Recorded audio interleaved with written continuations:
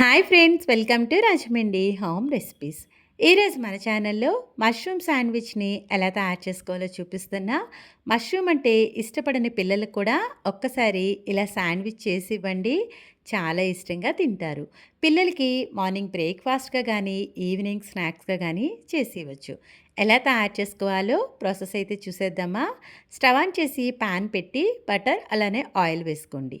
Heat అయిన తర్వాత chop చేసి పెట్టుకున్న ఆనియన్ వేసుకుని మీడియం ఫ్లేమ్లో పెట్టుకుని ఆనియన్ లైట్గా కలర్ చేంజ్ అయ్యే వరకు ఫ్రై చేసుకోండి. ఆనియన్ ఇలా లైట్గా కలర్ చేంజ్ అయిన తర్వాత కట్ చేసి పెట్టుకున్న క్యాప్సికమ్ ముక్కలు వేసుకోవాలి. క్యాప్సికమ్ వేసిన తర్వాత మీడియం ఫ్లేమ్లో పెట్టుకుని క్యాప్సికంలో ఉన్న పచ్చివాసన పోయే వరకు కలుపుతా ఫ్రై చేయండి.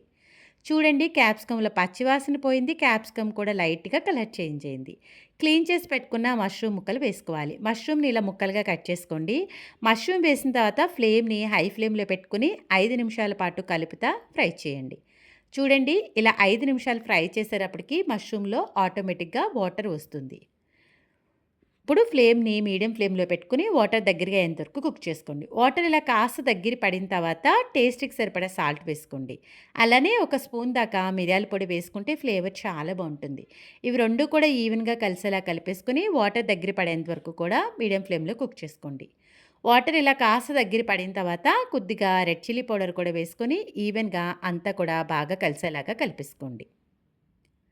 చూస్తున్నారు కదా, అంతా కూడా ఈవెన్గా కలిసిపోయింది కదా. ఇప్పుడు దీంట్లోకి నేను ఇక్కడ కొద్దిగా రెడ్ చిల్లీ ఫ్లేక్స్ వేస్తున్నా. మీకు పిజ్జా ఫ్లేవర్ రావాలి అంటే రెడ్ చిల్లీ ఫ్లేక్స్తో పాటు ఆర్గనో ఫ్లేక్స్ కూడా వేసుకోండి, ఇంకా బాగుంటుంది. చిల్లీ ఫ్లేక్స్ అంతా కూడా బాగా కలిసేలా కలిపేసుకోండి. చూస్తున్నారు కదా, వాటర్ అంతా కూడా దగ్గరగా అయిపోయింది కదా. ఇప్పుడైతే స్టవ్ ఆఫ్ చేసేస్తున్నా. శాండ్విచ్ చేసుకోవడానికి నేను ఇక్కడ మల్టీగ్రెయిన్ బ్రెడ్ తీసుకుంటున్నా. మీరు కావాలంటే మిల్క్ బ్రెడ్ కూడా తీసుకోవచ్చు.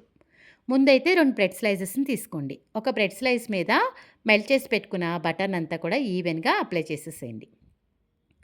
అలానే ఇంకొక బ్రెడ్ స్లైస్ తీసుకొని దానిపైన కూడా మెల్ట్ చేసి పెట్టుకున్న బటర్ అంతా కూడా ఈవెన్గా స్ప్రెడ్ చేసుకోండి.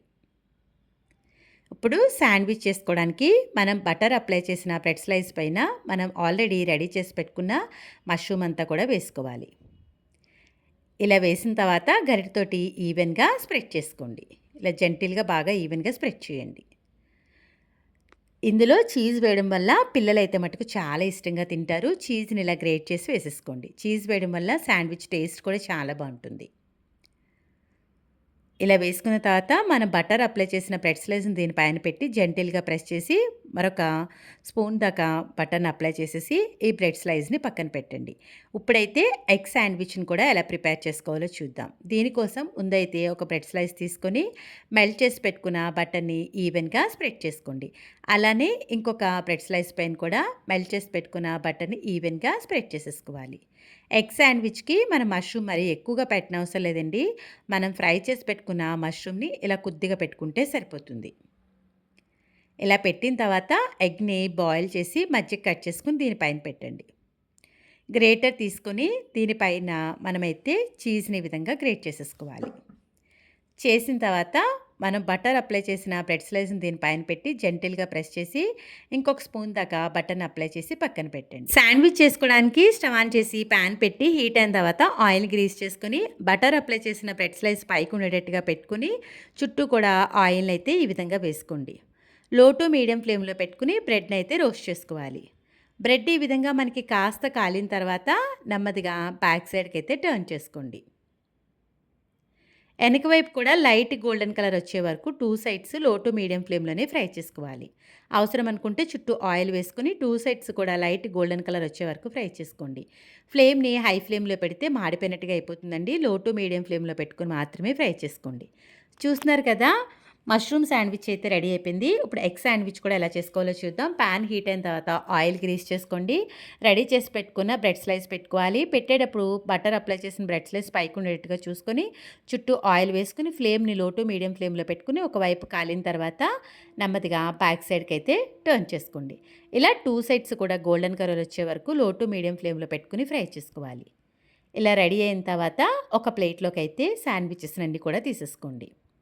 చూస్తున్నారు కదా, ఎగ్ శాండ్విచ్ అలానే మష్రూమ్ శాండ్విచ్ అయితే రెడీ అయిపోయింది. ఇప్పుడు ఒక ప్లేట్లోకి తీసుకొని మనం రెడీ చేసి పెట్టుకున్న ఎగ్ శాండ్విచ్ని అయితే కట్ చేసి చూద్దాం. చూడండి ఇందులో మష్రూమ్ వేసాము, ఎగ్ పెట్టాము. చాలా హెల్తీ అండి. పిల్లలకి బ్రేక్‌ఫాస్ట్‌గా గానీ, లేదంటే ఈవినింగ్ స్నాక్స్‌గా గానీ ఇవ్వండి. వాళ్ళకి కావాల్సినంత న్యూట్రిషన్ చక్కగా అందుతుంది. అలానే టేస్ట్ కూడా చాలా బావుంటుంది. దీంతో పాటు మనమైతే మష్రూమ్ శాండ్‌విచ్‌ని కూడా తయారు చేసాం కదా! దాన్ని కూడా కట్ చేసి చూపిస్తున్నాను చూడండి. లోపల చీజ్ వేయడం వల్ల పిల్లలు చాలా చాలా ఇష్టంగా తింటారు. ఇంకెందుకు ఆలస్యం? మీరు కూడా ఈ హెల్తీగా ఉండే మష్రూమ్ శాండ్‌విచ్‌ని తయారు చేసిన తర్వాత ఎలా వచ్చిందనేది మీ అమూల్యమైన ఫీడ్‌బ్యాక్‌ని నా కామెంట్ సెక్షన్‌లో తెలియజేయండి. Thanks for watching my video. Please like, comment, share, subscribe my channel.